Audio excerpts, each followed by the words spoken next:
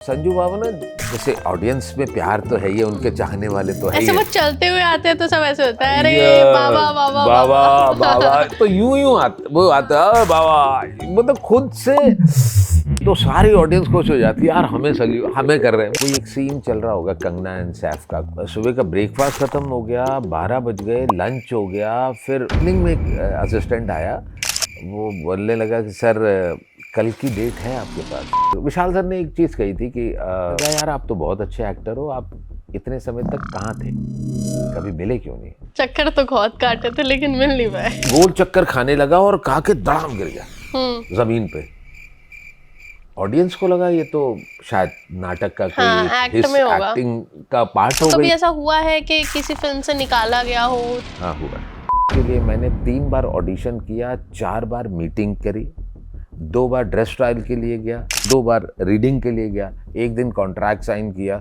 मेरी 3 महीने की मेहनत और 3 मिनट के अंदर डायरेक्टर ने मुझसे फिल्म छीनी। फिर मैं उसकी आंखों में देखा तो ये था कि प्लीज़, मैंने कहा ओके सर, मैंने कहा आप सर खुल के काम करिए, ये फिल्म मैंने छोड़ दी।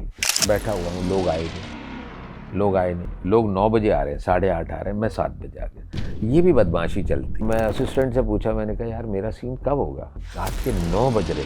तो वो कहने लगे कि वो फलाना एक्टर आएगा, मैं नाम नहीं लेना चाहता। फाइनली मैं 1 बजे मेरी नींद खुली, मैं वहाँ गया, मेरा वो सीन कब करने वाले हो, और वो एक्टर जो आ गए थे वो कर रहे थे सीन, और लगभग ख़त्म हो गया था उनका, एक कोई डायलॉग बचा था। तो मैं कहा सर मेरा सीन नहीं, तेरा नहीं कर रहे हैं, तेरा सीन नहीं कर रहे हैं।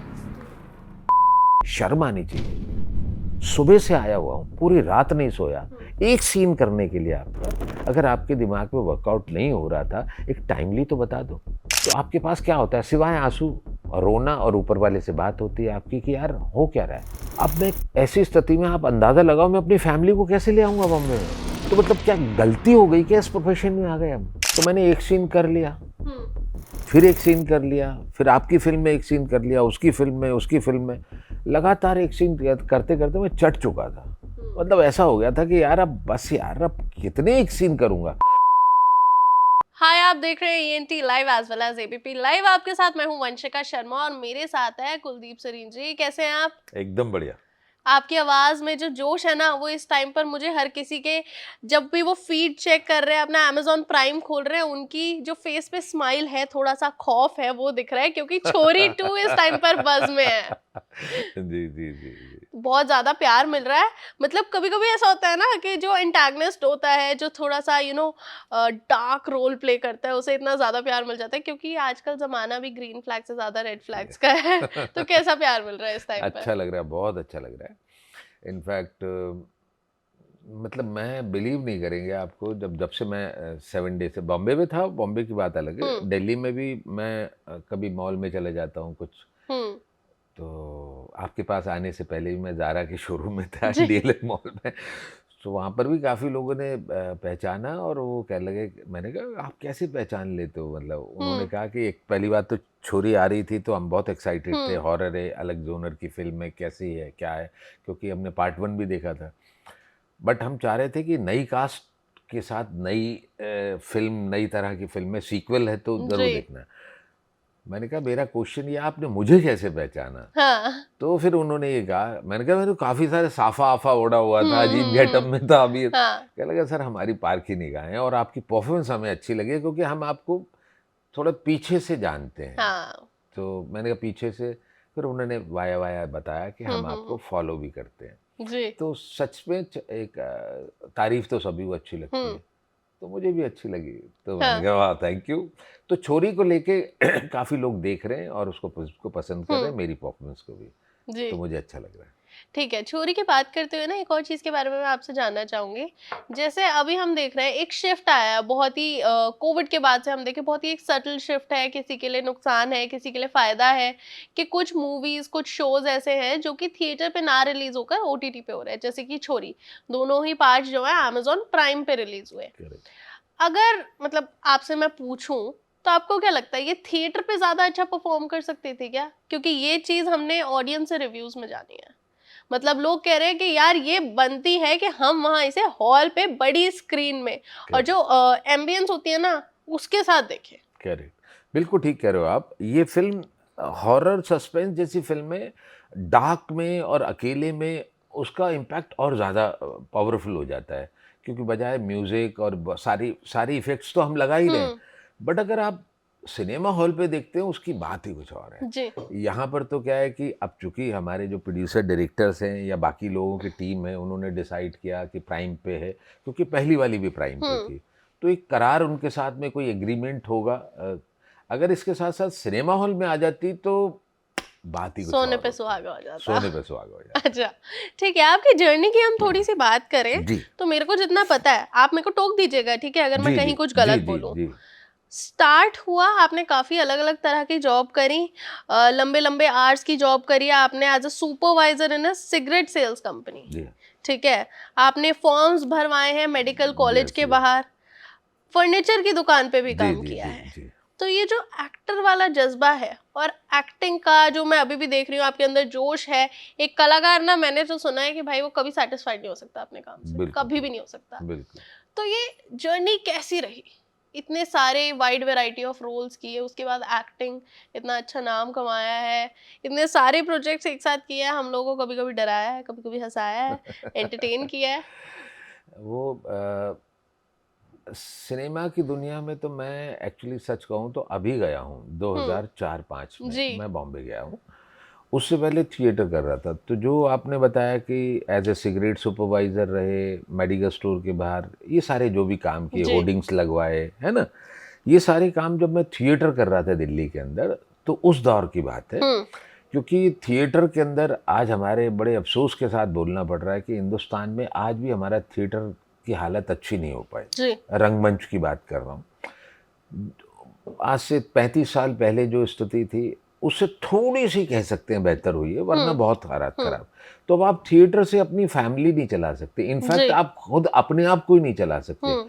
क्योंकि सिनेमा थिएटर में ना लोग टिकट लेके नहीं देखने जाते हैं। ये कल्चर नहीं है, जी। ख़ासकर दिल्ली का। तो यहाँ पासेस सिस्टम है। तो जो लोग रंगमंच कर रहे हैं, तो अब वो सर्वाइवल कैसे करेंगे? हम्म। तो ऐसी कंडीशन में चूँकि मुझे थिएटर में मज़ा आ रहा था और मुझे करना था, तो अब घर चलाने के लिए या खुद खाने के लिए मैं क्या करता? हम्म। तो फिर मैंने फिर ऐसे-ऐसे सिगरेट कंपनी में एज़ ए सुपरवाइज़र काम किया, फिर मैंने फर्नीचर कंपनी में भी काम किया। शर्त ये होती थी कि मुझे आप 4 बजे छोड़ दो, क्योंकि 4 हम्म। बजे से मेरी रिहर्सल होती थी। जी। तो कई बार पूछते 4 बजे क्यों? थिएटर क्या मतलब हम्म। रंगमंच क्या क्या कर रहे हो आप? एक मेरे बॉस थे सिगरेट वाले, उनको तो बहुत समय के बाद पता लगा और उन्होंने मेरा साथ भी बहुत दिया। उन्होंने कहा गो अहेड, अगर आप ये करना हम्म। चाहते हो तो आप सुबह आ जाया करो 2 हम्म। घंटा पहले। तो मैं 2 घंटा पहले सुबह आ जाता था और शाम को 4 बजे छोड़ता। इस तरीके से कुछ पैसे आ जाते थे तो मैं थिएटर कर जी। पाता था। थिएटर की हालत की आपने बात करी, अगर हम आपने एकदम ठीक बोला कि दिल्ली में शायद उतना तवज्जो नहीं दिया जी, जाता, और इनफैक्ट अगर मैं बोलूँ वर्ल्ड वाइड भी जी, लोग इतना नहीं देखते हैं। जी, मतलब अब मैं देख रही हूँ कि जिन्हें सिर्फ थिएटर करना है जी, वो सिर्फ थिएटर में जाते हैं, शोज देखते हैं, otherwise on a wide scale हमारे पास ऑडियंस नहीं है। जी। आपको क्या लग रहा है वो क्या चीज है जो पीछे खींच रही है थिएटर्स को? एक्चुअली मुझे लगता है कि थिएटर को अगर आपको प्रोत्साहित करना है तो जैसे साहित्य कला परिषद, आज से करीब 25 साल पहले की हम्म। बात कर रहा हूँ। साहित्य कला परिषद जो अलग-अलग क्षेत्र नजफ़गढ़ में अलग-अलग जगहों पे हम्म। जाके, जहाँ पर विवेक विहार, जमुना पार, ऐसी जगहों पर जाके ना अपनी नई ऑडियंस क्रिएट करते। तो वहाँ जाके शोज़ करते थे। हम्म। वहाँ के कोई महिला कॉलेज है या कोई कॉलेज है, ऑडिटोरियम मिल गया, वहाँ जी। शोज़ कर रहे हैं। तो जब मैं आपके आपके घर में आके कुछ परफ़ॉर्म करूँगा तो आपको मजबूरी में देखना पड़ेगा। जी। तो अलग-अलग क्षेत्र, तो वहाँ से क्या है कि वहाँ के जो आर्ट और कला को पसंद करने वाले हम्म। लोग हैं, जब वो नज़दीक है, चूँकि हमारे घर के पास ही हो रहा है, तो वो लोग आएँगे। जब वो लोग आएँगे तो वो किसी को सजेस्ट करेंगे, "तू यार एक्टिंग करना चाहता है ना? तो एक फलानी संस्था है या हम्म। फलाना ग्रुप है, आप उससे जी। जुड़ो।" और फिर वहाँ टिकट भी लगेगा। तो ज़्यादा मतलब थिएटर पॉपुलर होगा, हमें उनके पास जाने की ज़रूरत है। हम्म। अब आप मंडी हाउस या उसके सराउंडिंग अगर आप थिएटर करोगे, तो बहुत दूर से आने वाला व्यक्ति जी कहेगा बिल्कुल। कि नहीं, हमें उनके पास जाना अगर हम्म। थिएटर को बढ़ावा हम्म। देना है तो। और टिकट ज़ीरो, हम्म ताकि गवर्नमेंट ऑफ इंडिया है ही, एक कल्चर मिनिस्ट्री है ही है, तो उनको फ्री ऑफ कॉस्ट कहे। पहले दर्शक तो बनाए, जब दर्शक एक बार बन जाएगा तो फिर वो 100 रुपये की, 200 रुपये की, 500 की टिकट लेगा। जी आज नसीर भाई का या किसी भी बॉम्बे से आए हुए सेलिब्रिटी का यहीं कमानी ऑडिटोरियम में होता है शो, तो लोग 1000 रुपये का भी टिकट लेते जी हैं। बिल्कुल तो इससे क्या होगा ना कि थिएटर को बढ़ावा मिलेगा और बहुत सारे लोग मोटिवेट होंगे थिएटर के प्रति। हो सकता है मेरी तरह कुछ लोग बॉम्बे जाना ही ना चाहते हो, हम्म तो थिएटर से उस आदमी का सर्वाइवल हो जाए, जी कम से कम अपना उसका तो उधर इतना पैसा आ जाए कि वो खुद से अपना भरण पोषण कर ले, कोई सेल्समैन नहीं और ये सब ना करना पड़े।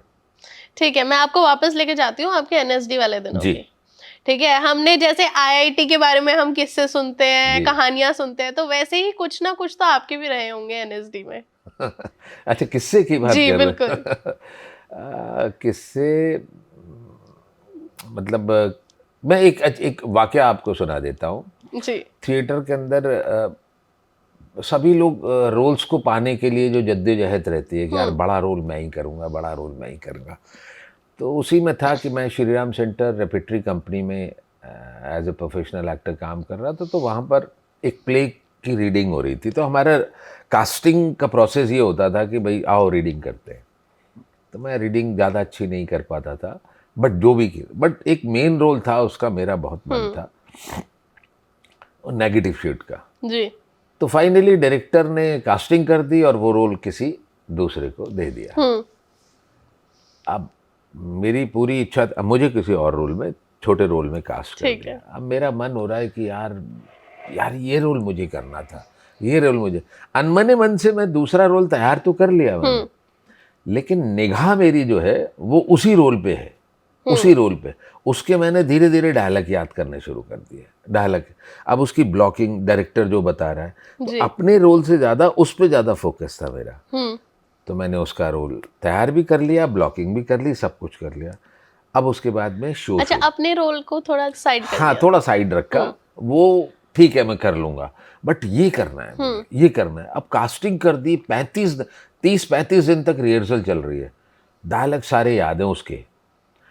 अब देखो डेस्टिनी का खेल हुआ ये कि पहला शो होते ही, मुझे याद नहीं आ रहा, आज से हो गए 25 साल पुरानी बात हो गई, पहला या दूसरे शो के दौरान क्या हुआ कि वो लड़का जो मेन रोल परफॉर्म कर रहा था एक लड़की के साथ बात कर रहा था मंच पे, दोनों, ये सारी ऑडियंस है, और परफॉर्म करते करते करते करते गोल चक्कर खाने लगा और कहा के धड़ाम गिर गया जमीन पे। ऑडियंस को लगा ये तो शायद नाटक का कोई एक्टिंग का पार्ट हो गई है, और हम लोग विंग्स में थे, तो हम सोच रहे हैं कि ये क्या किया यार, इस एक्टर ने इम्प्रोवाइज कर दिया। तो 2 मिनट तक तो हम भी देखते लगे, खड़े हो जाएगा वो तो खड़ा ही नहीं हुआ। ऑल ऑफ सडन हमने कहा कि पर्दा गिरा दो, पर्दा गिराया गया। उसके बाद हम जब उसके पास गए देखने के लिए, वो तो ऐसे पड़ा हुआ है, तो उसको मिर्गी का दौरा आ गया था। तो on the spot during the show वो गिर गया, और फिर हमने अनाउंसमेंट किया ऑडियंस के लिए कि ये शो हम अनफॉर्चुनेटली यहीं बंद कर रहे हैं, माफ़ी चाहते हैं क्योंकि हमारे एक्टर की तबीयत खराब हो गई। नाटक बंद, समस्या। 5 शो हैं आगे, ऑडियंस के टिकट जा चुके हैं, ये रोल करेगा कौन? तो वहां पर आया एक हाथ जिसने बोला अरे मुझे सब आता है। मैंने कहा सर ये बैठा है ना एक्टर, तू करेगा, कैसे लाइन याद करेगा? मैंने सब याद है सर, अभी करवा लो मुझसे, अभी कर दूंगा इसके आगे। खैर, तो उन्होंने कहा पक्का? मैंने सर कल सुबह आते हैं, सुबह मिलते हैं। तो बस सुबह आए, नेक्स्ट डे वो डायरेक्टर तो डरे हुए होते हैं ना कि यार कैसे होगा जी। बाकी एक्टर्स भी सोच रहे थे कि यार सच में याद है यार लाइनें। मैंने कहा सारी लाइनें याद है, सारी लाइनें, सारी ब्लॉकिंग याद है, आप करवाओ, बस शो करवाओ। तो नेक्स्ट डे हुआ, डायरेक्टर चुप बैठे थे हमने, और फिर बाकी के शो सारे मैंने किए। क्या बात है, यही होता है असली कलाकार, उसे सब पता है कि मेरे आसपास क्या हो रहा है। करेक्ट। मतलब कभी कभी ऐसा होता होगा ना, फिर जब मूवी भी शूट हो रही होती होगी, तो आपको लगता होगा कि यार मेरे को ऐसा लगता है कि इस रोल से ज्यादा अच्छा ये वाला रोल मैं कर सकता हूँ। तो वो पीछे खड़े होके आप भी ऐसे दिमाग में डायलॉग्स चलते रहते होंगे कि अब ये बोलेगा, ये अरे तू क्या कर रहा है, मैं बताता हूँ तुझे कैसे करना है। ये होता है। नहीं, हाँ सम टाइम होता है, लेकिन अब थोड़ा सा प्रैक्टिकल हो गया है, लगता है कि नहीं वो जो भी हो रहा है, क्योंकि कट्स में होती है ना हमारे यहाँ सारी चीज़ें, तो सामने वाला एक्टर पूरी तैयारी के साथ आता है और हमें लगता है कि डायरेक्टर ने उसे कास्ट किया तो बेहतर ही करेगा। जी। तो मुझे जिस रोल के लिए उसने कास्ट किया, हाँ सम टाइम ऐसा लगता है यार कि लगता तो है ही है कि काश ये रोल मैं कर रहा होता, जी। तो वो रहता है, वो भूख एक्टर की कभी बिल्कुल खत्म बिल्कुल नहीं होती, कभी तो नहीं खत्म होते। वो हल्का सा रहता है यार, हाँ। काश ये रोल मैं कर रहा हूँ। हाँ। अच्छा देखिए, एक होता है हॉरर, थ्रिलर वाला हॉरर, एक होता है हॉरर कॉमेडी। ये स्त्री के बाद से थोड़ा सा ट्रेंड में आया है। जी जी ठीक है, थ्रिलर वाला मैं कहूंगी कि मैंने छोरी देखी थी, जी। उस टाइम से मैं फैन हो गई थी। अभी अभी संजय दत्त की एक नई मूवी आई थी, हॉरर कॉमेडी टाइप ही है वो, और आपने संजय दत्त के साथ काम भी कर रखा है तथास्तु में। जी। कैसे है बाबा? अरे बाप, वो बहुत बहुत अच्छे आदमी है, मतलब उनका हार्ट जो है ना, मतलब प्योर प्योर लगते हैं वो, जैसे पानी नहीं होता। मैंने उनके साथ एक फिल्म नहीं, मैंने उनके साथ एक और फिल्म की थी, लम्हा। लम्हा, करेक्ट, 2 फिल्में की थी। जी। संजय दत्त के साथ में लम्हा में मेरा इंटरेक्शन नहीं था, वो मेरे 16 सीन्स थे। जी। इनके साथ काम किया था, स्क्रीन शेयर की थी मैंने तथास्तु में। तथास्तु में। जी। तो ये संजू बाबा ना, जैसे ऑडियंस में प्यार तो है ही है, उनके चाहने वाले तो है ही ऐसे वो है। चलते हुए आते हैं तो सब ऐसे होता है, अरे ये बाबा बाबा बाबा बाबा, तो यूं आता वो आता है बाबा, मतलब खुद से, मतलब कर देते हैं, खेल कर देते हैं, जी। तो सारी ऑडियंस खुश हो जाती है यार, हमें हमें कर रहे हैं, मतलब वो ये खुद ही करते हैं वो। तो हम लोग पूना में शूटिंग कर रहे थे, तो मॉल के बाहर था, पूरा सेट वेट अंदर लगा हुआ था, जहाँ हॉस्टेज बना के रखते हैं वो सारा, वहां पर था, नीचे क्राउड वाउड काफी था। तो वो खुद से, मतलब उनको नहीं है कि लोग मुझे कुछ करें, वो खुद से घुसते हैं, मतलब ऑडियंस पे घुसते हैं, कहते हैं सबको हाय हाय हाय बाबा। तो वो फिर उनका लगा कि यार बहुत प्योर है ना, कितने सच्चे, मतलब एक बच्चे वाला नहीं होता। जी। तो वो मुझे उस वक्त लगा था कि मैंने कहा संजय दत्त ऐसे भी हैं, तो जिनकी फिल्में आज तक देखते हुए आए हम, जी। तो आज उनके साथ स्क्रीन शेयर करना तो बड़ा अच्छा लगता था, प्योरिटी बहुत है। ठीक है। अच्छा, मैं एक इंसिडेंट के साथ आपको वापस लेना चाहूंगी। जैसे अभी हमने एनएसडी की बात करी थी, तो मेमोरी लेन थी, एक और मेमोरी लेन है रंगून। हाँ। आपको पहला सीन मिला था विशाल भारद्वाज के साथ, पहले आपने मना कर दिया था, फिर आपने हाँ कर दिया था। मना क्यों किया और फिर हाँ करने का क्या रीजन था? मैं आपको सच सच बताऊं कि मैं बहुत इनिशियली, मतलब 2004 से मैं लगातार बॉम्बे में फिल्में कर रहा हूँ, तो मुझे इतनी क्लैरिटी थी कि मेरा कोई गॉडफादर नहीं है, मैं कोई फिल्मी बैकग्राउंड से नहीं हूँ, कोई मेरा अपना वहाँ है नहीं, मुझे चीज़ें जमानी है, मुझे अपनी ज़मीन खुद तैयार करनी है। तो मुझे एक सीन मिलेगा, मैं एक सीन करूँगा, छोटा छोटा जो काम, तिनके तिनके से घर बनाऊँगा, ये मैं क्लैरिटी के साथ गया था। तो मैंने एक सीन कर लिया, फिर एक सीन कर लिया, फिर आपकी फिल्म में एक सीन कर लिया, उसकी फिल्म में, उसकी फिल्म में, लगातार एक सीन करते करते मैं चट चुका था। मतलब ऐसा हो गया था कि यार अब बस यार, अब कितने एक सीन करूँगा। अब इस डायरेक्टर की पहली फिल्म है, राजकुमार गुप्ता की पहली फिल्म आमिर,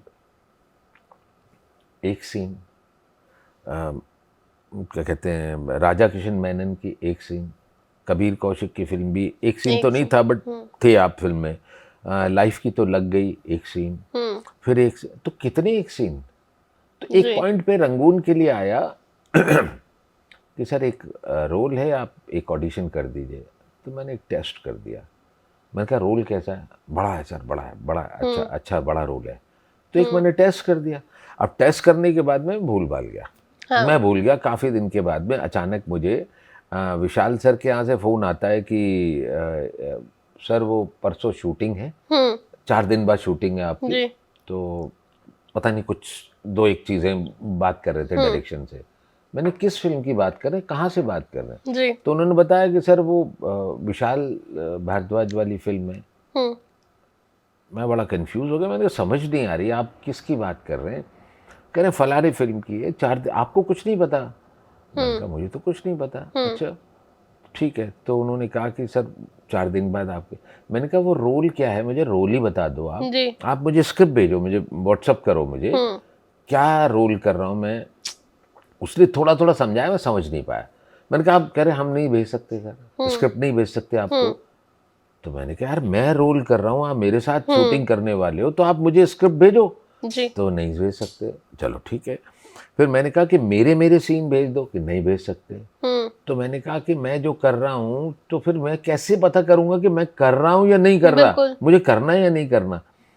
तो उन्होंने कह दिया कि चलो मैं आपको सुना देता हूँ। तो फ़ोन पे वो मुझे सुना रहा है कि ये ऐसा होता है, वैसा होता है, वैसा होता है, वैसा होता है। अब मुझे धीरे धीरे याद आ रहा है, वो सीन मुझे याद आ रहा है जो मैंने ऑडिशन दिया था। ऑडिशन में किया था। करेक्ट होने के बाद में, उसके बाद मैंने कहा ओके ये एक सीन हो गया ख़त्म। अब मैंने कहा अब उसके बाद, तो बोला उसके बाद क्या? तो मैंने कहा उसके बाद नेक्स्ट सीन क्या है? कह रहा बस ख़त्म, एक सीन है यहाँ भी। तो मैंने कहा यार मैं एक सीन नहीं करता यार, मैं एक सीन तो नहीं करूँगा, मुझे तो बताया गया था ये तो लंबा रोल है। जी। कह रहा नहीं सर यही है। कि बड़ा रोल है ये। बड़ा, हाँ बड़ा रोल है, फिर ऐसा होता है वैसा होता है जी। ऐसा। मैंने कहा सर सॉरी मैं नहीं करूँगा ये। तो वो फिर एकदम हर्ट हो गया कि 4 दिन बाद शूटिंग है, कैसे क्या होगा। बहरहाल मैंने मना कर दिया, उन्होंने फिर उनको फ़ोन किया होगा कि क्या वो तुम एक्टर मना कर रहे हैं। फाइनली फिर मैंने सोचा कि विशाल भारद्वाज की फिल्म है और विशाल सर को मैं सालों से उनका पीछा कर रहा था, बहुत सालों से। ओंकारा जब फिल्म बन रही थी तब भी मैं बॉम्बे में था और मैंने उनके ऑफिस के बहुत चक्कर काटे। उसके बाद उन्होंने एक फिल्म बनाई तब भी ऑफिस में चक्कर काटे।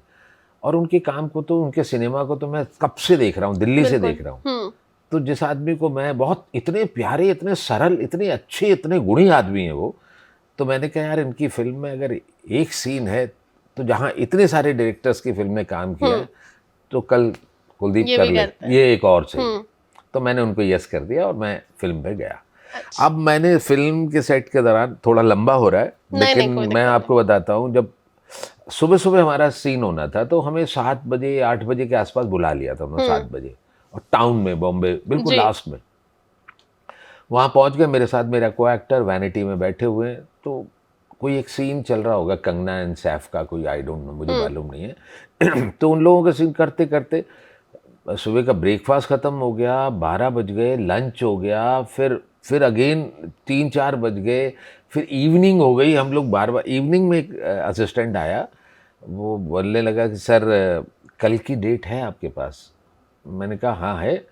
तो सर आज शायद हो नहीं पाएगा, आज कुछ थोड़ा डिले हो रहा है। मैंने कहा हाँ आप तो कह रहे थे लंच तक आपको भेज भी देंगे, एक सीन ख़त्म हो जाएगा। जी।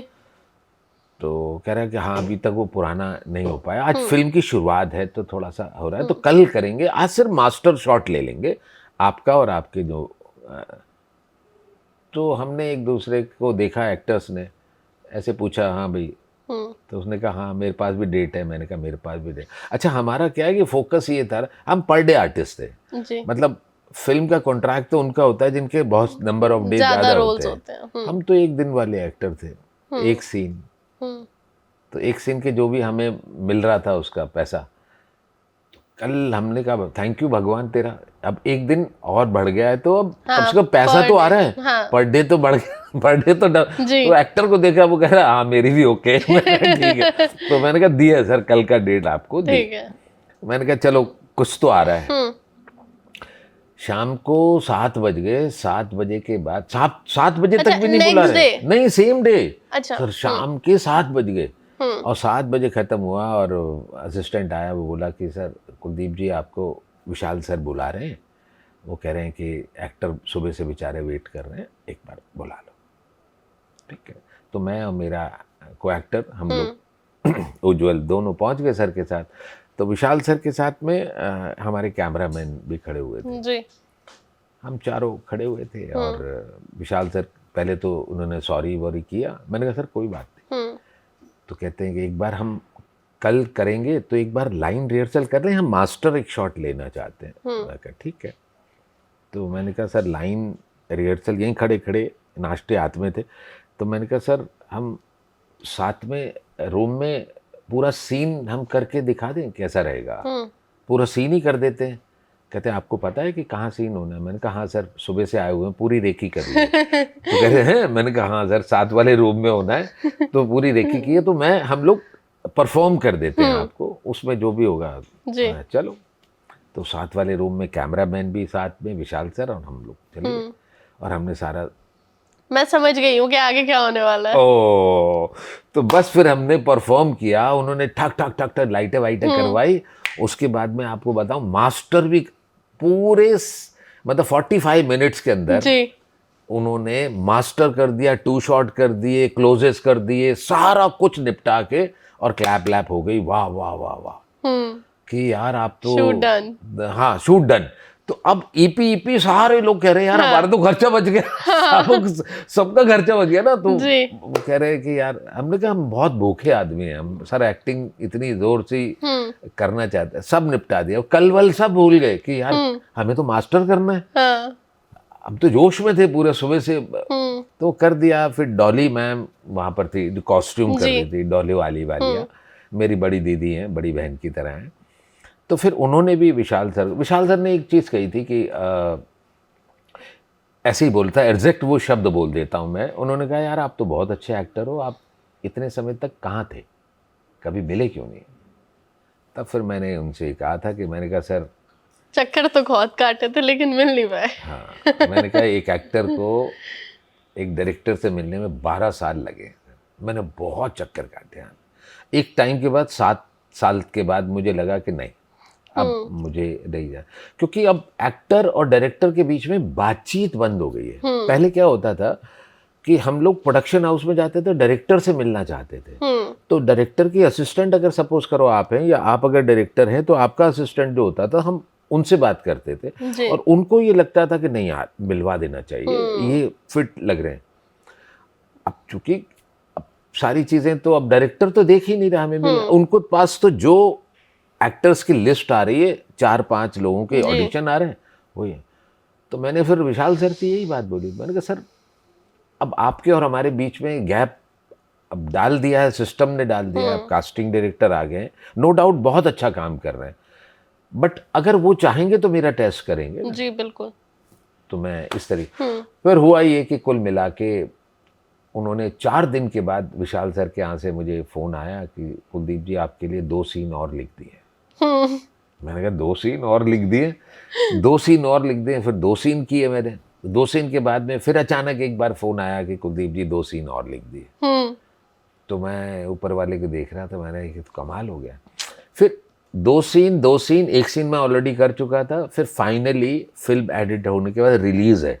रिलीज़ से थोड़े दिन पहले विशाल सर का फ़ोन आया, मतलब उनका नहीं, उनके असिस्टेंट का, एसोसिएट का, कि कुलदीप जी विशाल सर कह रहे हैं कि लंच हम साथ में करते हैं, ऑफिस आ जाओ। तो मैंने कहा क्या हुआ इतने बड़े? तो मैंने गया उनके ऑफिस, फिर हम लोगों ने लंच साथ किया। विशाल जी स्टूडियो में ले गए मुझे अपने, बोला ये वॉइस ओवर सुनो, ये आवाज़ सुनो। तो मैं आवाज़ सुन रहा था, वो सुनता रहा। मैंने बहुत खूबसूरत आवाज़ है। कह रहे हैं कि हम चाहते हैं कि आप ये वॉइस ओवर आप करो, क्योंकि हमने बाकी काफ़ी सारा शूट कर लिया है और ये आपकी आवाज़ में ही हमें चाहिए, तो यहाँ ये शूट करो।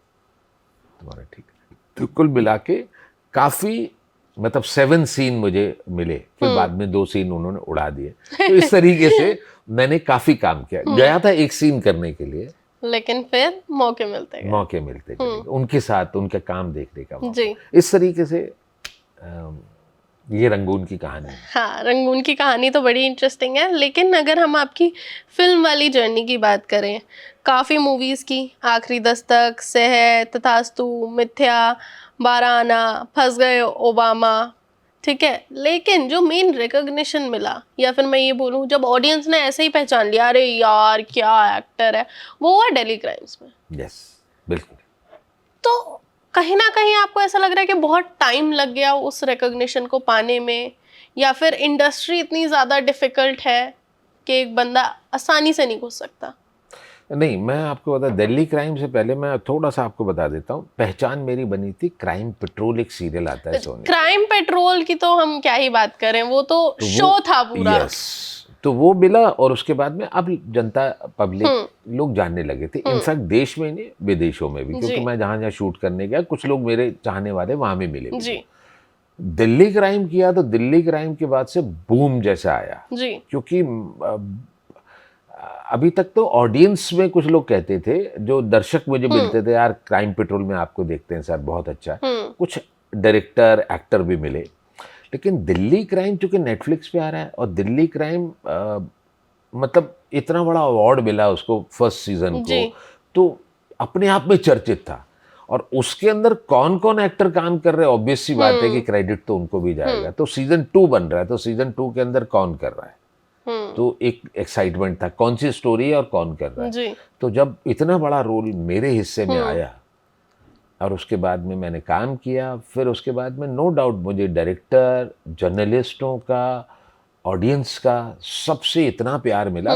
और वो बूम जो है वो मैं उसी को कैश कर रहा हूँ, क्योंकि छोरी का जब मैं स्क्रीनिंग से लौट रहा था, स्क्रीनिंग से आ रहा था, तो काफ़ी सारी ऑडियंस थी, लाइट वाइट जली जब हम फायर में आए, बाहर आए कि सर बहुत अच्छा रोल किया, बट आपने दिल्ली क्राइम कमाल किया, दिल जीत लिया था दिल वहाँ। जीत लिया था। तो कुछ ऐसा उन्होंने कहा, तो तब मुझे लगा कि हाँ, लोग आज भी दिल्ली क्राइम को याद किए हुए मेरे काम को, तो थोड़ा अच्छा लगा, बहुत अच्छा लगा। लेकिन क्राइम पेट्रोल की अगर बात हो रही है तो क्राइम पेट्रोल छोड़ने का क्या वजह थी? नहीं, लोग मुझे बहुत प्यार करते थे। हाँ बेशक करें, लेकिन मुझे एक तरह का काम नहीं करना था। मतलब टेलीविज़न पे लगातार क्राइम पेट्रोल, वही पुलिस, और काफ़ी सारे लोगों ने ना, जैसे हर फील्ड में होता है, बैट बाइटिंग कर रहे हैं ना, जी, बिल्कुल। खींचने वाला।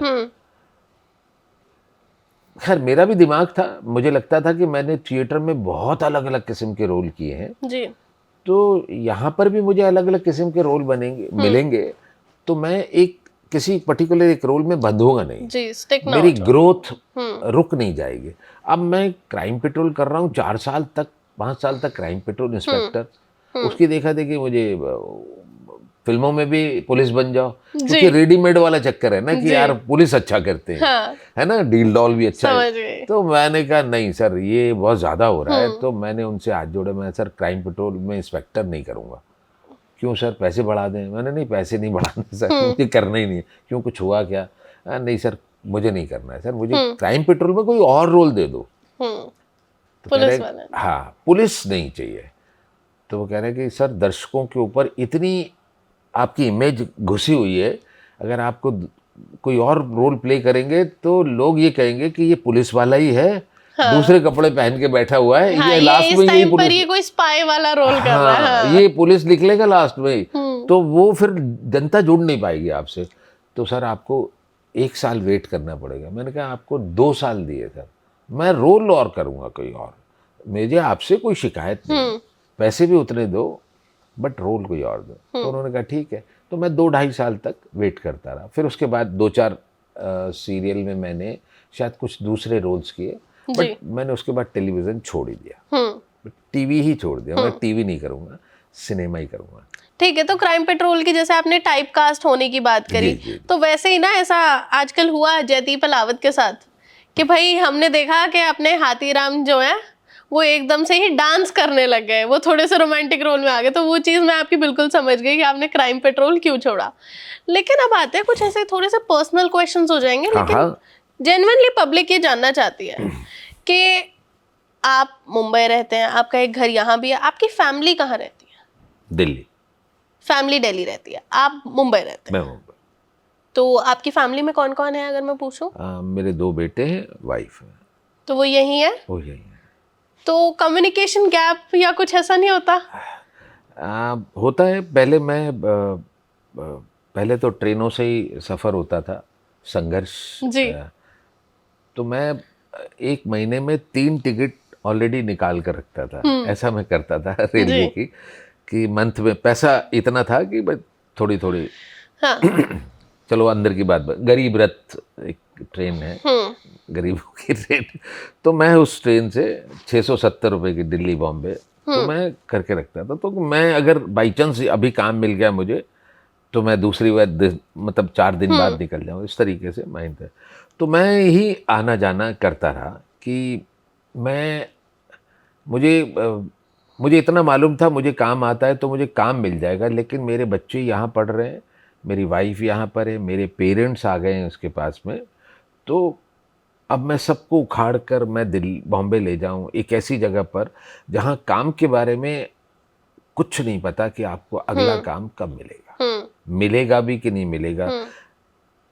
6 महीने वेट करना पड़ेगा, 6 साल वेट करना पड़ेगा, काम तो मिल जाएगा लेकिन सेटिस्फैक्टरी काम नहीं मिलेगा, तो आप अंदर ही अंदर ना कुड़ते रहोगे। काम तो आप जूनियर आर्टिस्ट बन, मतलब sorry, I am so sorry, मतलब आप कुछ भी काम कर लो तो उसके फिर जो अंदर आपका एक्टर है वो तो जलता भुनता रहेगा जी। ना कि यार जो काम करना चाहते हो, दिल्ली में काम नहीं कर पा रहे क्योंकि सर्वाइवल नहीं कर पाओगे, सिनेमा में आप जो काम, तो फिर मेरी फैमिली यहाँ थी, यहाँ बच्चे पढ़ रहे थे, तो मैंने कहा मैं बॉम्बे जाता हूँ, संघर्ष करूँगा अपना, जो भी जैसा भी होगा काम करूँगा, जो जो मिलता जाएगा काम करता रहे। इस तरीके से कई सालों तक ऐसे ही चलता रहा। और मई जून की छुट्टियां जब होती थी तो वो लोग आते थे, तो इस तरीके से सालों साल चलता रहा। और अब ठीक है। ऊपर वाले मालिक की दुआ से ऐसा है कि कुछ लोग पहचानने लगे हैं, तो अब कुछ लोग टेस्ट मांगते, ऑडिशन भेज दो, तो मैं सेल्फ टेस्ट बना के भेज देता हूँ। नहीं तो कुछ लोग कहते हैं कि सर हमने आपका बहुत आ काम जाइए। देखा हुआ है, हम चाहते हैं कि ये रोल आप करें, पैसे बता दीजिए कितने। तो कहीं ऐसा हो जाता है कहीं। तो जब ऐसा हो गया है, शुरुआती दौर में हमने बहुत मेहनत करके सबके दरवाजे दरवाजे गए हैं, तो अब लोग जानने लगे हैं, तो देखिए चीज़ें आसान हो गई। इतना टाइम हो गया आपको जी। इंडस्ट्री में, कभी कभी ऐसा होता होगा कि कुछ रोल्स आपको नहीं पसंद आए, मना कर दिए। कभी कभी ऐसा होता होगा कि किसी को आपका रोल नहीं पसंद आया, तो कभी ऐसा हुआ है कि किसी फिल्म से निकाला गया हो, रिप्लेस कर दिया हो आपको? हाँ, हुआ है। मैं आपको बताता हूँ कि बहुत एक्टर के लिए ना सच में बड़ी बड़ी तकलीफ दे। मैंने आपको बताया था शुरुआत में कि मैंने एक सीन किया, बहुत सच्चाई के साथ बोल रहा हूँ, क्योंकि मुझे मालूम है कि एक सीन ही मुझे मिलेगा, बड़ी मुश्किल से मिलेगा। तो एक सीन करते करते एक टाइम आया जब मुझे लगा कि नहीं, अब एक सीन नहीं करूँगा, ठीक है ना। अब जब पहचान बन गई, थोड़ा लोग जानने लगे, विश्वास बन गया, मतलब प्रोड्यूसर्स और डायरेक्टर्स का विश्वास बन गया। जब विश्वास बन जाता है तो फिर आपके ऊपर बड़े रोल्स के लिए वो आगे बन जाता है। मुझे एक फिल्म मिली जिसमें एक हीरो, मतलब जो मेन हमारे प्रोटैगनिस्ट थे, उनके साथ ही एक पैरेलल एक बड़ा रोल था जी। उस रोल के लिए मुझे डायरेक्टर ने कास्ट कर दिया। आपको यकीन होगा कि उसके लिए मैंने 3 बार ऑडिशन किया, 4 बार मीटिंग करी, 2 बार ड्रेस ट्रायल के लिए गया, 2 बार कॉस्ट्यूम ट्रायल के, 2 बार रीडिंग के लिए गया, 1 दिन कॉन्ट्रैक्ट साइन किया। मेरी 3 महीने की मेहनत और 3 मिनट के अंदर डायरेक्टर ने मुझसे फिल्म छीन ली।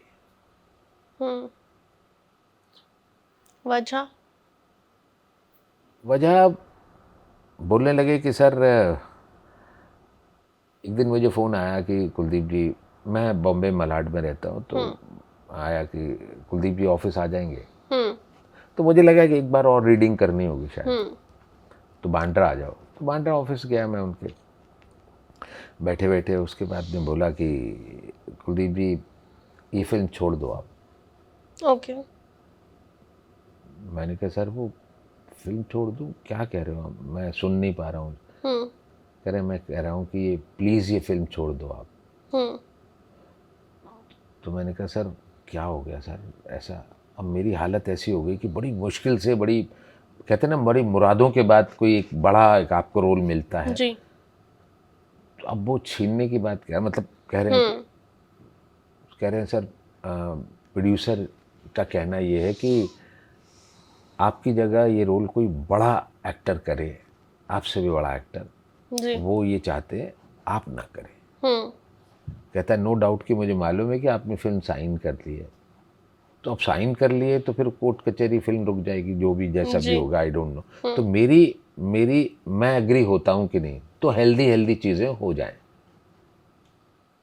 फिर उसने मेरा हाथ पकड़ लिया डायरेक्टर ने, और ऐसे कस के बोल रहे हैं सर प्लीज़, क्योंकि मैं अभी तक छोटी छोटी फिल्में डायरेक्ट करता आया हूँ, ये बड़े प्रोड्यूसर मिले हैं, मैं खुलकर काम करूँगा, तो प्लीज़ कुलदीप जी छोड़ दीजिए। 10 मिनट के लिए मैं एक ऐसे ही सोचता रहा, समझ तो आ गया था। मैंने कहा क्या करूं क्या करूं क्या करूं। फिर मैं उसकी आंखों में देखा तो ये था कि प्लीज़। मैंने कहा ओके सर। मैंने कहा आप सर खुल के काम करिए, ये फिल्म मैंने छोड़ दी। बस वहाँ हेल्दी वहाँ से बहुत, उसने बहुत थैंक यू बोला हर तरफ से, और बस मैं बांद्रा से निकला, मैं बाइक पे गया था, मैं सच बोलता हूँ चैनल पे, और मैं बस वहाँ से सीधा घर गया और सिर्फ रोता रहा मैं। पूरी गाड़ी जहाँ से बांद्रा से मलाड तक मैं सिर्फ रोत रहा था। आंसू थे कि यार यार कितना और संघर्ष कराओगे, एक चीज़ हाथ आ गई, कॉन्ट्रैक्ट्स आएंगे, अब तो शूटिंग करनी है। तो बस फिर बस 2-3 दिन तक अपने घर में ही रहा, खाना ऑर्डर करता रहा, मंगाता रहा, घर से बाहर नहीं निकला। तो धीरे धीरे नॉर्मल हुआ। फिर मुझे लगा कि नहीं, शायद सारा खेल इसका है, डेस्टिनी का। जब आपकी डेस्टिनी में वो फिल्म थी ही नहीं, तो जैसे जैसे आपकी उम्र बढ़ती है या जितना आप प्रैक्टिकल होने लगते हैं, चीज़ें समझ में आ जाने लगी। शायद वो मेरे नसीब में नहीं थी। अगर नसीब में होती है फिल्म तो 800 नंबर पे लगा हुआ आदमी को भी उठा लेता है कोई आदमी, कहता है आओ या आगे मैं डायरेक्टर से मिलवाता हूँ। तो शायद हमारी लाइन में डेस्टिनी बहुत चलती है। आप एक अच्छे एक्टर हैं या एक्ट्रेस अच्छी हैं, चलेगा, वो तो चाहिए, लेकिन नसीब बहुत हमारी लाइन में जी। वो फेवर करता है। छूट गई। बॉलीवुड के काले सच से थोड़ा सा रूबरू हो ही गए हैं, तो एक चीज और मैं पूछना चाहूंगी आपसे कि काफी चीजें होती है, जैसे लड़कियां बोलती हैं कास्टिंग काउच फेस करना पड़ता है। आपने बोला कि एक मूवी साइन कर ली, उसके बाद मेरे को निकाल दिया गया। तो कभी ऐसा हुआ है कि सेट पे, ऑन सेट, आपको ह्यूमिलिएट किया हो किसी ने, बदतमीजी हुई हो सेट पे, और उसके बाद आपको एक लड़ाई लड़नी पड़ी हो खुद से कि या तो ये मैं प्रोजेक्ट कर सकता हूँ या फिर मैं अपनी सेल्फ रिस्पेक्ट को ऊपर रख सकता हूँ? वो आप जो कह रहे हैं निकाल दिया गया है, उन्होंने रिक्वेस्ट की थी, मतलब फिल्म की जो बात कर रहे थे ना, उन्होंने रिक्वेस्ट की थी। अगर मैं अड़ जाता तो मैं करता जी। या फिर जो भी प्रोसेस होता, लीगल टर्म्स में हाँ, आती। तो मैंने तो उस डायरेक्टर को देखा, मैंने कहा यार बहुत हम, कोई बात नहीं, मैं कोई और, इस आदमी को बड़ी फिल्म मिली है। वो कह रहा था ना कि खैर अब आ जाओ कि मेरी ह्यूमिलेशन वाली बात है, तो ये इसका भी थोड़ा थोड़ा आइडिया था, क्योंकि मैं कुछ नहीं हूँ, मैं अभी भी अपने आप को कुछ नहीं मानता। अब हमसे बहुत बड़े बड़े लोग हैं, तो उनके सामने चूंकि स्टार लोगों का मामला होता है, जहाँ स्टार होते हैं, तो वहाँ हम कुछ नहीं, बट हमारा एक अपना ऑरा होता है, क्योंकि हम अपने काम से प्रूव करते हैं। और जितने भी आप ऊपर से लेके जितने भी एक्टर जिनका थिएटर से बैकग्राउंड रहा है, उन्होंने अपने काम से, थिएटर से नहीं भी रहा है मतलब, तो उन्होंने अपने काम से प्रूव किया। जब काम से एक बार आप प्रूव हो जाते हैं, तो फिर आपको वो स्पेस और वो सारी चीज़ें मिलने लग जाती हैं। हाँ, एक ये ज़रूर है कि एक फिल्म की और मैं आपको बात बताता हूँ। एक बहुत बहुत बड़े डायरेक्टर थे, बहुत एडमायर करता था मैं उनका सिनेमा जी। मैं चाहता था कि मैं जैसे विशाल सर ऐसे ही उनको भी, उन्होंने मुझे बुला लिया कि कुलदीप जी एक रोल है और आप करो। मैं कहा ठीक है, सुबह आ जाओ।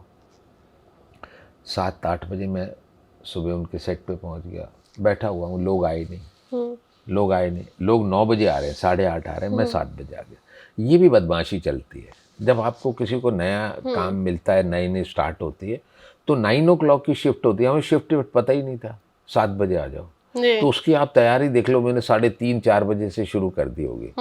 और इनफैक्ट मैं बताऊं कि इतने एक्साइटमेंट नहीं, मतलब कहीं गड़बड़ ना हो जाए, इस चक्कर में नींद भी नहीं आती।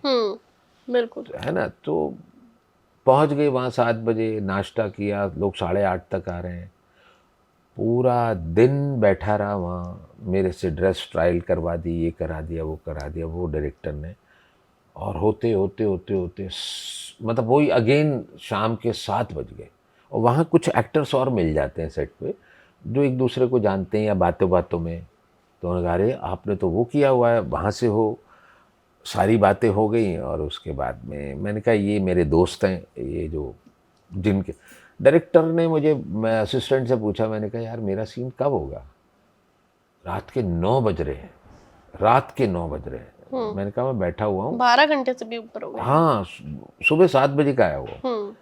तो मैंने कहा कब होगा मेरा सीन, यार बता दो तो यार। तो वो कहने लगे कि वो फलाना एक्टर आएगा, मैं नाम नहीं लेना चाहता, फलाना एक्टर आएगा तो आपका उसके साथ सीन हो। और वो जो फलाना एक्टर है वो मेरा दोस्त भी है, मतलब हम लोग एक दूसरे को जानते हैं, दोस्त नहीं मतलब जानते हैं एक दूसरे को। मैंने कहा ठीक है कोई बात नहीं है। तो वो होते होते रात को 11 बजे आए वो। 9 की जगह 11 बजे आए। वो 11 बजे आए और तब तक मेरी ना थोड़ी सी नींद लग गई, तो मैं वैनिटी वैन में थोड़ा सा सो गया। कट्टू में सीधा उठा 1 बज गया, और उससे पहले मुझे बोल चुके थे, एक सज्जन थे, उन्होंने कहा कि कुलदीप जी जाओगे कैसे, मलाड जाना है आपको, तो अंधेरी तक मैं आपको छोड़ दूंगा, मेरे साथ चलना। मैंने कहा जिसके साथ मेरा सीन होगा मुझे जानते हैं, वो खुद वहाँ रहते हैं तो मुझे छोड़ देंगे, थैंक यू सो मच आप, वो तो खास ही है हमारे, तो मतलब दिल्ली से जानते हैं वो थिएटर वाले। खैर कुछ नहीं हुआ, फिर वो कह रहे मैं थोड़ी चीज़ें प्रैक्टिकल कर रहा हूँ, ये बॉम्बे है और आप नए नए आए हो तो आपको कुछ पता नहीं है, आपको मेरी ज़रूरत पड़े तो मेरी गाड़ी से आप चलना। कैसे आए हो? मैंने कहा मैं तो ट्रेन से आया हूँ, लोकल ट्रेन से। अच्छा ठीक है, तो क्या लोकल ट्रेन भी बंद हो जाती है, ध्यान रखना। मैं कहा हाँ, इतने बजे बंद हो जाती है। अच्छा 1:15 बजे बंद होती है क्या, मुझे पता नहीं, याद नहीं आ रहा। फाइनली मैं 1 बजे मेरी नींद खुली, मैं वहाँ गया, मैंने सर से कहा, मैंने कहा सर मेरा वो सीन कब करने वाले हो? और वो एक्टर जो आ गए थे वो कर रहे थे सीन, और लगभग ख़त्म हो गया था उनका, एक कोई डायलॉग बचा था, एक डायलॉग बचा था उनका, तो मुझे बता दिया था एक डायलॉग उनका रह गया ख़त्म, और वो तो जा रहे हैं। तो मैं कहा सर मेरा सीन नहीं, तेरा नहीं कर रहे आज, तेरा सीन नहीं कर रहे। मैं कहा सर मुझे बता देते आप। नहीं कर रहे मतलब मैं कल करूँगा, परसों करूँगा, कब करूँगा? नहीं नहीं वो फिगर आउट नहीं हो पा रहा। मुझे गुस्सा भी आया, मैंने थोड़ा सा कुछ वहाँ बोला उनको। मैंने कहा यार सर आप एनिमल, लोग जानवरों की बहुत बातें करते हैं ना आजकल के टाइम में, एनिमल लवर्स, और बड़ी बड़ी स्पीचें देते हो आप लोग, बड़ी बड़ी बातें करते हो यार, आप ह्यूमन के साथ खेल रहे हो, शर्म आनी चाहिए। सुबह से आया हुआ हूँ, पूरी रात नहीं सोया, एक सीन करने के लिए आपका, अगर आपके दिमाग में वर्कआउट नहीं हो रहा था एक टाइमली तो बता दो। हाँ नहीं हो रहा और बस नहीं कर रहे, मैं जाऊंगा कैसे? जाऊंगा कैसे? कहाँ रहता हूँ, क्या कुछ ना पैसा मिला ना कुछ मिला, तो थोड़ा सा कुछ बोला, बाकी एक्टर ने भी देख लिया कि भाई क्या हुआ, बोल दिया था उस वक्त थोड़ा सा मैंने, और फिर मैं निकला वहाँ से। फिर उसी सज्जन की गाड़ी में आया जिस सज्जन ने मुझे कहा था कि मेरे साथ अंधेरी तक चलना। मैं इंडस्ट्री में, तुम नए नए आए हो, यहाँ सब बदल जाता है मामला। तो जो आपके मित्र थे कुछ नहीं बोले? नहीं कुछ नहीं बोले, क्योंकि हर आदमी अपना गणित लगा रहा है ना, तो वो अपना निकल भी गए और कुछ लेना देना भी नहीं है। फिर उस सज्जन ने जो मुझे कहा, उसने अंधेरी तक छोड़ा मुझे, और फिर रात के 2 ढाई बज गया था। कुछ पैदल गया, कुछ लिफ्ट ली, मुझे याद नहीं आ रहा, हो सकता है कुछ दूरी का मैंने ऑटो भी कर लिया हो, रिक्शा जी, इस तरीके से घर पहुंचा। तो आपके पास क्या होता है सिवाय आंसू और रोना, और ऊपर वाले से बात होती है आपकी कि यार हो क्या रहा है। अब मैं ऐसी स्थिति में, आप अंदाजा लगाओ मैं अपनी फैमिली को कैसे ले आऊंगा बॉम्बे में, बच्चे, किराया, खाना, आपको पता ही नहीं है। तो मतलब क्या गलती हो गई क्या, इस प्रोफेशन में आ गए हम? अगर आप किसी रंगकर्म से, अभिनय से, मतलब आर्टिस्ट कॉम की बात कर रहा हूँ, तो क्या गलती हो गई क्या? और अगर आप आ गए तो फिर ठीक है, और मैं इसको मैं इतना ज़्यादा बुरा भी नहीं मानता कि ठीक है, ये मेरे काम का स्वभाव है, ये चीज़ें होंगी। क्षणिक दुख होता है, रोते हो आप, फिर संभाल लेते हो अपने आप को और कहते हो कि नहीं फिर चलेंगे, इसे रास्ता तो यही है, यहीं जाना है, तो उस रास्ते पे चल जाते हैं। बहुत ही बढ़िया, आपका हौसला देखकर मैं तो बहुत ज़्यादा मोटिवेटेड फील कर रही हूँ। लेकिन एक चीज़ है कि जैसे उम्र बढ़ती जाती है इंसान की, थोड़ा सा काम मिलना या तो थोड़ा सा कम हो जाता है, या खुद भी लोग सोचते हैं कि चलो अब उम्र हो गई, थोड़े से रोल्स कट ऑफ कर देते हैं। जैसे सलमान भाई की अभी मूवी आई सिकंदर, लोगों ने बोला कि भाई अब एक्टर की जगह आप थोड़े पापा वाले रोल्स कर लो। तो आपका क्या प्लान है? जब तक है पिक्चरें करनी है? हाँ नहीं, मैं सबके लिए खुला हुआ हूँ। फिल्म मिले, टेलीविजन नहीं कर रहा हूँ मैं जी, सीरीज, कई सालों। हाँ सीरीज बिल्कुल बिल्कुल, क्योंकि सीरीज में तो आजकल क्या है कि ऐसा ऐसा कंटेंट आ रहा है नया नया, और दर्शकों का बहुत प्यार भी मिल रहा है। जी। मैं तो कह रहा हूँ ओटीटी के आने के बाद से तो चीज़ें बहुत बदल गई हैं। ऐसा ऐसा टैलेंट मार्केट में आया है, चाहे वो डायरेक्टर हो, राइटर हो, बिल्कुल। प्ले राइट हो, मतलब कुछ भी हो, हम्म। मतलब है ना, सबको काम मिल रहा है। म्यूजिक डायरेक्टर, सिंगर्स सब आ रहे हैं, हम्म। एक्टर्स तो आ ही रहे हैं। हम्म। तो बहुत फ़ायदा हुआ है, जी, बहुत बहुत बिल्कुल। फ़ायदा हुआ है। तो मैं सारे प्लेटफ़ॉर्म के लिए ओपन हूँ, मैं सब में काम करूँगा, और ऐसा नहीं है कि मैं फ़ादर का रोल नहीं करूँगा और मैं ये रोल करूँगा, नहीं, मेरी कोई चॉइस नहीं है। हाँ, रोल अच्छा होना चाहिए, हुँ, रोल मेरी समझ में आना चाहिए, मुझे कोई एतराज़ नहीं। जी। क्योंकि जब तक रोल नहीं एक्टर को समझ में आएगा तो फिर क्या है? तब तक तो बात नहीं बनेगी। लेकिन एक चीज़ है डेफ़िनेटली यहाँ हमारी बात बन गई और बहुत ही अच्छे से हमने सारी चीज़ें पूछी और आपने बड़े ही शांतिपूर्वक उनका जवाब दिया। कुछ ऐसे क्वेश्चंस थे जो थोड़े से ट्रिकी थे, थोड़े पर्सनल थे, लेकिन I love the way you spoke about oh! Everything. Thank you thank so you so much. Much, thank you so thank much, you. Thank you.